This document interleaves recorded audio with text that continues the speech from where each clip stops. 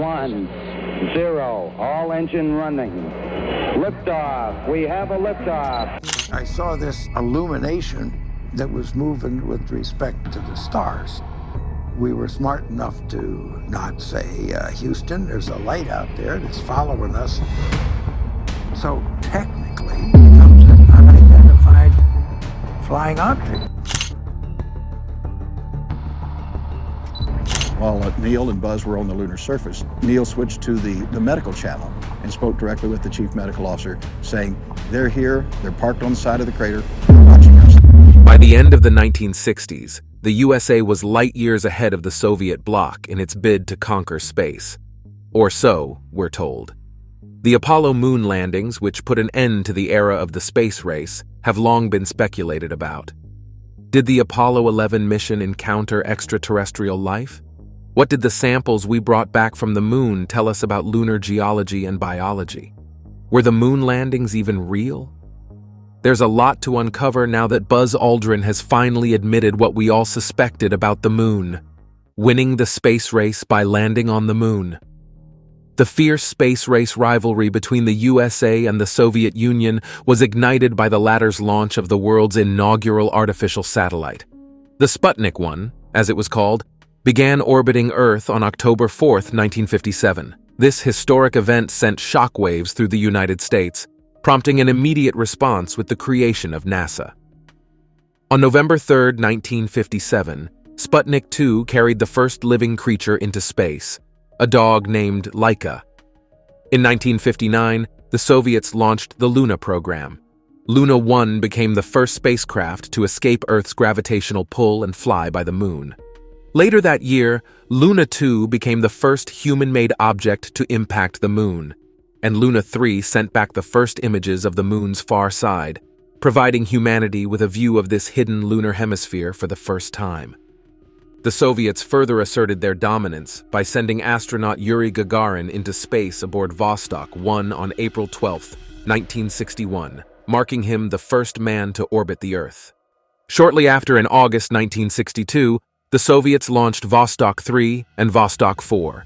Soviet astronaut Alexei Leonov did the first spacewalk for around 12 minutes on March 18, 1965. However, slowly and steadily, the USA was catching up, and now was the time to beat the Soviet Union's pioneering feats. To this end, U.S. President John F. Kennedy declared the audacious objective of landing an American astronaut on the moon and safely returning them to Earth before the end of the 1960s, inaugurating the ambitious Apollo program. The zenith of this collective effort and the space race culminated in the successful Apollo 11 mission. On July 20, 1969, American astronauts Neil Armstrong and Buzz Aldrin etched their names in history as the first ever humans to tread upon the lunar surface. Beyond the political arena, the moon, with its many mysteries and magical allure, has captivated the human imagination for centuries now. Recent efforts from India, embodied by their successful Chandrayaan-3 mission, and China, having just launched the Chang'e 6 rocket to the lunar orbit, perfectly illustrate this allure. Unraveling its mysteries promises profound insights into the genesis and evolution of celestial bodies within our solar system. Delving into its depths offers scientists a unique vantage point to decipher the geological processes that have sculpted the lunar landscape. Moreover, the moon is seen as a potential launching pad for future cosmic odyssey, laying the groundwork for human exploration in space. Over the decades, academics and experts have extensively dissected moon landing conspiracy theories and delved into the intricacies of Buzz Aldrin's astronautic journey. But this time, there's something much stronger at hand. Recently, Buzz Aldrin has unveiled his perspectives on the far side of the moon, gleaned from his first-hand encounters during the Apollo 11 mission. What was it that he saw over there that shocked everyone? Before we answer that, let's rewind the clock and start at the genesis of this remarkable journey. To infinity and beyond, the story of Buzz Aldrin. Edwin Eugene Aldrin Jr., affectionately known as Buzz Aldrin, opened his eyes to the world on January 20th, 1930. Little did his parents know that he would go on and carve his name into the annals of history as a distinguished American astronaut, engineer, and fighter pilot. His indelible mark on space exploration includes pioneering feats such as executing 3 spacewalks as the pilot of the 1966 Gemini 12 mission and assuming the role of Lunar Module Eagle pilot during the era-defining 1969 Apollo 11 mission. Hailing from Glen Ridge, New Jersey, Aldrin showed an acumen for academics and athleticism from an early age. Following this trajectory, he graduated as the 3rd-ranking cadet in the class of 1951 from the United States Military Academy at West Point, armed with a degree in mechanical engineering. Commissioned into the United States Air Force, he served as a jet fighter pilot during the Korean War, tallying an impressive 66 combat missions. It was during this time that he downed 2 MiG-15 aircraft. Following this, he got a doctorate in astronautics from MIT, making him the first astronaut to boast a doctoral degree. However, it was his trailblazing tenure as a NASA astronaut that secured his indelible imprint in history and his signature nickname, Buzz. If the name sounds familiar outside of the real world, that's probably because you're thinking of the beloved fictional character Buzz Lightyear from the Toy Story franchise, to infinity and beyond. Following his career at NASA, Aldrin assumed the mantle of Commandant of the U.S. Air Force Test Pilot School before gracefully retiring from the Air Force in 1972. However, his passion for space exploration continued to burn brightly. He fervently advocated for a human mission to Mars and also helped develop the Aldrin Cycler, a groundbreaking spacecraft trajectory revolutionizing efficiency in Mars travel. Over the years, he has won a plethora of accolades, including the prestigious Presidential Medal of Freedom, which he received in 1969. Buzz Aldrin, astronaut extraordinaire. When Aldrin first applied to be an astronaut for NASA, he faced rejection due to his lack of test pilot experience. However, when NASA revised its selection criteria to include candidates with either test pilot experience or 1,000 hours of flight time in jet aircraft, Aldrin jumped into the fray once again. Armed with over 2,500 hours of flight time, including an impressive 2,200 hours in jets, Aldrin not only met, but surpassed the stipulated qualifications, earning his place among the prestigious ranks of NASA's Astronaut Group 3 in October 1963. Following this, Buzz Aldrin played a central role in shaping the objectives and preparations of the Gemini 12 mission. Recognizing the formidable challenges encountered during previous EVAs or extravehicular activities, commonly known as spacewalks, NASA invested heavily to enhance Aldrin's chances of success. Training protocols included underwater simulations instead of parabolic flights to better simulate space conditions. The spacecraft was also outfitted with supplementary handholds and workstations to facilitate maneuverability during EVAs. The Gemini 12 mission was launched on November 11, 1966, and marked Buzz Aldrin's first spaceflight. During Gemini 12, Aldrin performed 3 extravehicular activities, demonstrating and testing techniques that would be crucial for the later Apollo missions, including the Apollo 11 moon landing. The primary aim of Gemini 12 was to rendezvous with a target vehicle and perform docking maneuvers, tethered station-keeping exercises, and multiple EVAs. Gemini 12 overcame initial radar communication glitches to successfully rendezvous with the target vehicle. Following this, Aldrin's EVAs not only set new records, but also significantly advanced the mission's scientific objectives. However, following the triumphant splashdown on November 15, 1966, Aldrin's wife reported that he was not the same. The taxing physical and emotional toll exacted by space exploration had changed him drastically. However, the apex of Aldrin's career was still on the horizon. Assigned to an Apollo crew alongside Neil Armstrong and Jim Lovell, Aldrin assumed the role of Lunar Module Pilot, or LMP. Armstrong became the commander, and Lovell was assigned the role of Command Module Pilot, or CMP. Apollo 11 was the second American space mission comprised entirely of astronauts with prior spaceflight experience, following in the footsteps of Apollo 10, which was a dress rehearsal for Apollo 11, testing all the procedures and components needed for a lunar landing without actually landing on the moon.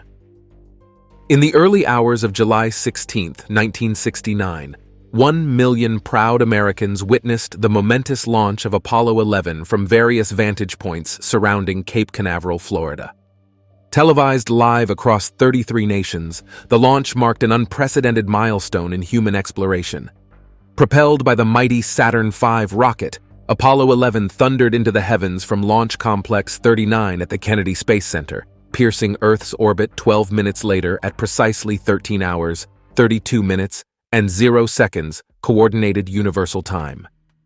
Following 1.5 orbits, the spacecraft commenced its trajectory towards the Moon, propelled by the S-4B third-stage engine. On July 19th, Apollo 11 initiated its service propulsion engine to ease into lunar orbit. Over the next 30 orbits, the crew caught fleeting glimpses of their designated landing site, nestled in the southern Sea of Tranquility. The next day, Aldrin and Armstrong embarked upon the lunar module, affectionately dubbed Eagle, and commenced preparations for their celestial descent. At 17 hours, 44 minutes, and 0 seconds, the Eagle gracefully disengaged from Columbia, Apollo 11's command module. Armstrong skillfully piloted the Eagle, aiming for a soft touchdown on the designated landing site. However, approximately 5 minutes into the descent and a mere 6,000 feet above the lunar surface, alarms began blaring within the lunar module guidance computer. Armstrong was thus forced to intervene manually for a safe landing. With dwindling seconds of fuel, the Eagle made a soft touchdown on lunar soil at precisely 20 hours, 17 minutes, and 40 seconds on July 20th. However, at this moment, something happened that very few people know of. Armstrong was the first one to step onto the surface of the Moon, but Aldrin took his time. As a devout Presbyterian elder, he conducted a private religious ceremony before stepping onto the lunar surface, a mere 19 minutes after Armstrong's historic first stride. Together, they unfurled the lunar flag assembly and conducted a series of scientific experiments while engaging in dialogue with President Nixon from the surface of the Moon. Armstrong then explored a nearby crater, while Aldrin extracted a core sample from the lunar regolith. Having deployed a seismometer designed to detect lunar quakes and a laser beam reflector for precise measurements, the duo embarked on their journey homeward. They ascended in the Eagle's ascent stage to rendezvous with Collins aboard Columbia in lunar orbit. Once they rendezvoused with Collins, Columbia commenced its homeward trajectory. Splashing down in the Pacific Ocean east of Wake Island on July 24th, the mission ended with a remarkable success, having taken 195 hours, 18 minutes, and 35 seconds. Following this success that transformed him from an astronaut to a legend in the cosmic arena, Aldrin remained actively engaged in space-related endeavors. He made notable contributions to the design of the space shuttle. He also rejoined the Air Force in 1971. Throughout his storied tenure at NASA, Aldrin accrued an impressive tally of 289 hours and 53 minutes in space, including 7 hours and 52 minutes of extravehicular activity. Conspiracy theories and Buzz Aldrin's revelations. Recently, social media was on fire with a video of Buzz Aldrin discussing the moon landing with television host Conan O'Brien. In the video, Aldrin admits that broadcasters used animations during their coverage of the moon landing. Using this as proof for their conspiracy theories, people began asserting that the landing had indeed been faked. This is a long-standing skepticism, and it largely stems from various conspiracy theories that have circulated since the missions took place. One common argument is the lack of stars in the photographs taken on the lunar surface, which skeptics claim should have been visible in the absence of atmospheric interference. Additionally, anomalies such as the fluttering flag and the seemingly inconsistent shadows in photographs have fueled suspicions. And now, this video? However, this is nothing more than a clever edit. Aldrin explained the situation very well. During this segment, he was simply reflecting on the media techniques employed at the time. It is a fact that the televised coverage of the moon landing involved a combination of real footage and animations. This was common during the late 1960s due to the limitations of technology and the challenges of broadcasting live events from space. Animations were used to supplement the live footage and provide viewers with a comprehensive understanding of the mission. Aldrin, contrary to these social media claims, never dismissed the moon landing as a hoax. NASA even released a digitally remastered version of the footage in 2009, offering clearer images of the historic event.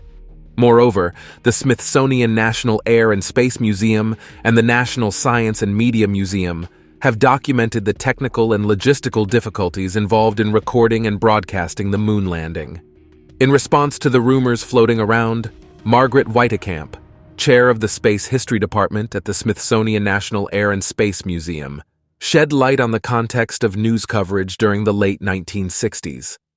The limitations of technology and the absence of continuous video relays necessitated such animations to convey the story of the moon landing to the public. Moreover, reports, photographs, and expert analysis affirm the reality of the moon landing, underscoring its significance in space exploration.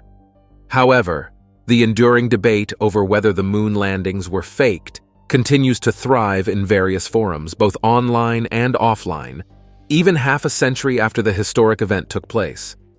Despite overwhelming evidence supporting the authenticity of the Apollo missions, conspiracy theories persist, fueled by misconceptions and misinterpretations of available evidence. For instance, one prevalent argument revolves around the absence of stars in Apollo mission photos. Critics argue that the lack of stars suggests the photos were taken in a studio. However, this overlooks the fact that the photos were captured during the lunar daytime, where the bright sunlight overwhelmed the dim light of the stars, making them invisible in the images. Some skeptics also point to perceived inconsistencies in the behavior of objects on the lunar surface, such as the fluttering of the American flag. However, these observations can be attributed to the unique conditions on the moon, where the absence of atmosphere and weak gravity result in unusual visual effects. The apparent fluttering of the flag, for instance, is actually due to its horizontal rod and the lack of air resistance to dampen its motion. Perhaps the most compelling argument revolves around the Van Allen radiation belts, which surround the Earth and contain highly energetic charged particles. Critics claim that passing through these belts would expose astronauts to lethal doses of radiation. However, meticulous planning and spacecraft design ensured that the Apollo missions traversed the belts safely, with radiation exposure levels well within acceptable limits. Moreover, modern technologies such as the Lunar Reconnaissance Orbiter have provided high-resolution imagery of the landing sites. This confirms the presence of artifacts left behind by the Apollo missions. The enduring legacy of the Apollo missions is also exemplified by the Lunar Laser-Ranging Retroreflector Array installed on the moon's surface by Armstrong and Aldrin.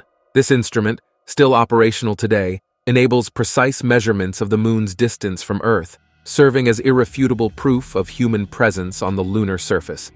In another instance, social media was again ablaze with claims suggesting that Buzz Aldrin witnessed aliens during the Apollo 11 mission. Here again, the evidence appears compelling at first sight.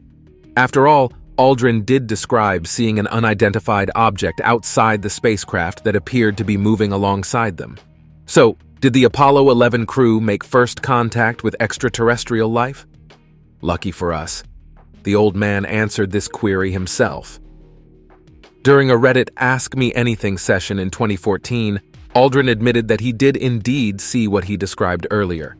However, he clarified that there were plausible explanations for this phenomenon, such as sunlight reflecting off panels from the spacecraft.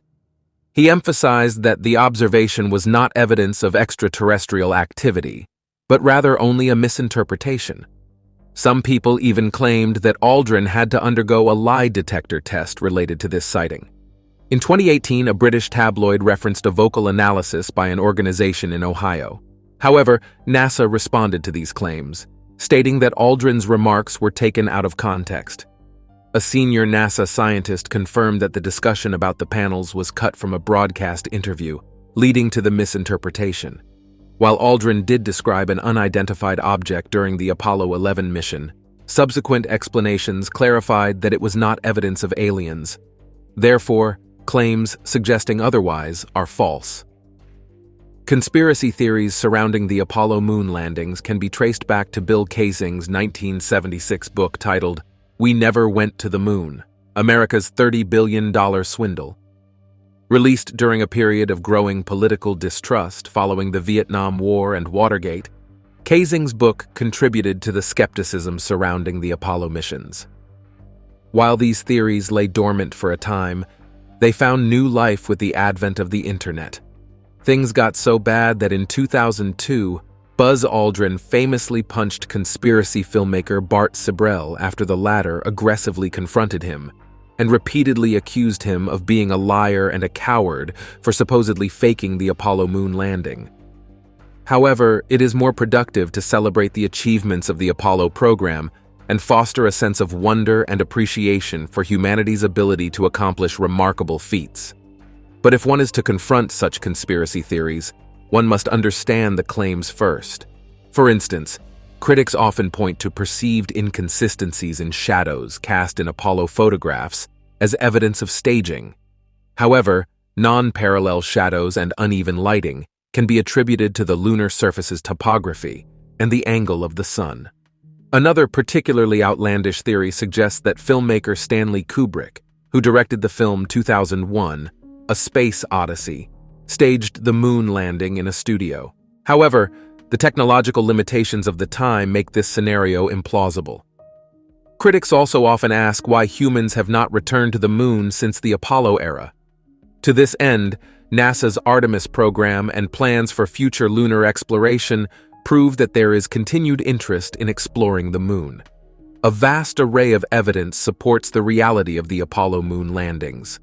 Moon rocks, lunar dust, laser reflectors, and images from the Lunar Reconnaissance Orbiter offer tangible proof of humanity's historic achievements. The Apollo missions represent a pinnacle of human ingenuity and exploration, demonstrating our capacity to reach beyond the confines of Earth, the far side of the moon. So, what was it that Buzz Aldrin saw during the mission? Reflecting on his experiences during the Apollo mission, he recounted his observations of the far side of the moon. Although he never set foot on this uncharted territory himself, he, like his fellow astronauts, beheld its majestic vistas firsthand while orbiting the lunar surface. His vivid description of the far side paints the picture of a magnificent desolation, a stark and barren landscape. The far side, also known as the dark side of the moon, is not as dark as it sounds. It receives sunlight just like the near side. The only reason we make this distinction is because of synchronous rotation or tidal locking. This occurs because the moon's rotation period on its axis is the same as its orbital period around Earth. As a result, the same side of the moon always faces Earth, and the opposite side, known as the far side, is never visible from our planet. The near side of the moon is thus familiar to us through telescopic and photographic observation, while the far side remained largely unknown until the advent of space exploration. Aldrin noted that the far side is notably distinct and devoid of the expansive dark maria or the large dark basaltic plains that adorn the near side. Instead, rugged terrain dominates the far side, punctuated by countless impact craters and towering mountain ranges. Enduring significant temperature fluctuations, the far side experiences scorching daytime highs of 127 degrees Celsius or 260 degrees Fahrenheit during the lunar day, plummeting to bone-chilling lows of -173 degrees Celsius or -280 degrees Fahrenheit during the lunar night. This is because the moon is devoid of atmospheric insulation. Resembling the barren landscapes observed on Mercury and Callisto, the far side of the moon boasts notable features, including the expansive South Pole Aitken Basin, one of the largest and oldest impact basins known to science. Spanning approximately 2,500 kilometers or 1,600 miles in diameter, this colossal basin resulted due to celestial impacts. No more than 18% of the far side ever comes into view from Earth, and that too only happens due to libration, which is a subtle rocking motion of the moon as it orbits our planet. This allows people on the ground to glimpse different portions of the far side over time. The remaining 82% remained veiled until October 1959, when the Soviet probe Luna 3 captured groundbreaking images of the not-so-dark far side of the moon. Subsequent missions, including Zond 3 in 1965, provided additional insights, revealing extensive crater chains spanning hundreds of kilometers. Following this, the USSR Academy of Sciences published the first and second parts of the Atlas of the Far Side of the Moon, cataloging thousands of distinct features and unraveling the mysteries of this enigmatic realm. The arrival of NASA's Ranger 4 probe on the far side in April 1962 marked the pioneering moment for American exploration in this region. However, this did not result in the return of any scientific data. However, it was the American Lunar Orbiter program, active from 1966 to 1967, that truly revolutionized our understanding with a comprehensive mapping survey of the far side, unveiling intricate details of previously uncharted terrain. Human eyes first gazed upon the far side's enigmatic landscape during the Apollo 8 mission in December 1968. Astronaut William Anders likened the view to a sprawling sand pile, devoid of distinct features and adorned with irregular bumps and hollows. Subsequent Apollo missions and lunar probes continued to unveil the mysteries of the far side surface, despite occasional communication blackouts as spacecraft traversed behind the moon. This was because the moon itself obstructed direct radio communication with Earth. As the spacecraft moved to the far side of the moon, it was temporarily out of line of sight with Earth-based communication stations, resulting in a loss of signal. This interruption could last up to 48 minutes depending on the mission and trajectory.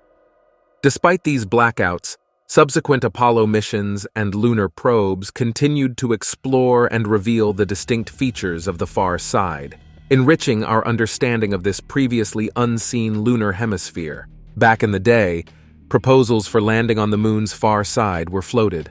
Most notably, geologist-astronaut Harrison Schmitt had a similarly ambitious vision for Apollo 17. However, logistical hurdles and budget constraints thwarted such endeavors. But recent breakthroughs, exemplified by the launch of China's Queqiao relay satellite in 2018, have allowed us to open channels of unprecedented communication with lunar missions on the far side. Breaking new ground on January 3, 2019, the Chang'e 4 spacecraft, launched by the China National Space Administration, made the first ever soft landing on the lunar far side. Outfitted with cutting-edge scientific instruments such as a low-frequency radio spectrograph and advanced geological research tools, the lander and Yutu-2 lunar rover embarked on groundbreaking research, unraveling the far side's geological mysteries.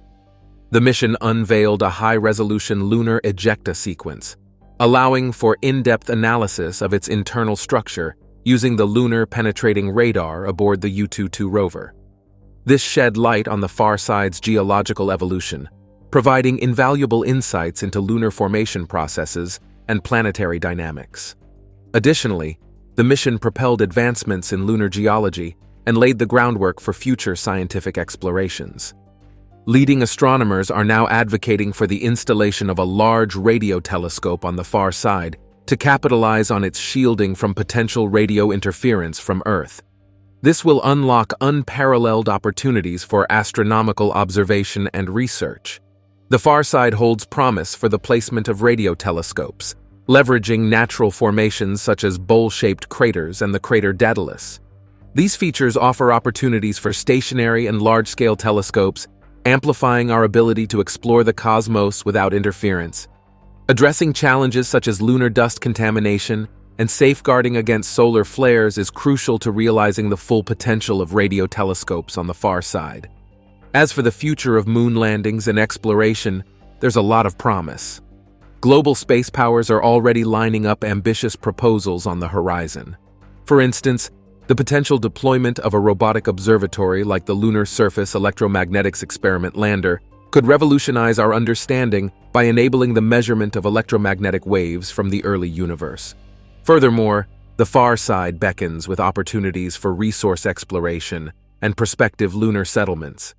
Its Maria harbors significant concentrations of helium-3, an invaluable isotope for fusion reactors. There are prospects for sustainable energy production. Humankind may even be able to establish lunar outposts for resource extraction and scientific inquiry. However, navigating the challenges ahead is not going to be easy. The extreme temperature differentials, for instance, pose formidable obstacles for future lunar missions and colonization efforts. Spacecraft and habitats must be meticulously engineered to endure these fluctuations, ensuring the resilience and operability of equipment and infrastructure. Plus, we have to implement energy-efficient heating and cooling systems to sustain habitable conditions for astronauts and settlers. Moreover, the discovery of thorium on the far side of the Moon holds immense promise. Thorium's abundance and reduced nuclear waste production make it an attractive alternative to conventional nuclear fuels like uranium. Its potential as a fuel source for nuclear fusion reactors offers a pathway toward sustainable energy solutions for lunar missions and settlements. Thorium-based nuclear fusion technology, although far from a practical reality at the moment, holds tremendous potential. Unlike nuclear fission, which involves splitting atoms, nuclear fusion combines atomic nuclei to release substantially greater energy. Moreover, thorium-based fusion reactors offer reduced radioactive waste and proliferation risks compared to uranium-based fission reactors. Advancing thorium-based nuclear fusion research could thus herald a new era of energy independence for lunar endeavors. In the 1968 film 2001: A Space Odyssey, viewers are welcomed to a fully operational lunar base, complete with sophisticated infrastructure and human presence. This portrayal, purely fictional, is now edging closer to reality, much like the once fictional concept of geostationary satellites, first proposed by author Arthur C. Clarke in 1945. These satellites, which remain fixed over a single point on Earth's equator, are now critical to global communications, weather forecasting, and navigation systems. Now that countries like China and India are all set to outdo the USA in the lunar arena, such bases are all but inevitable. Moon's thorium reserves hold the key to transforming this dream into reality. By harnessing the potential of thorium-based nuclear fusion, we can pave the way towards sustainable lunar exploration, reduce reliance on Earthbound resources, and foster self-sufficiency in space exploration endeavors. Well, that's it for now. Thanks for watching. Don't miss this video you see on your screen right now. It's truly unbelievable.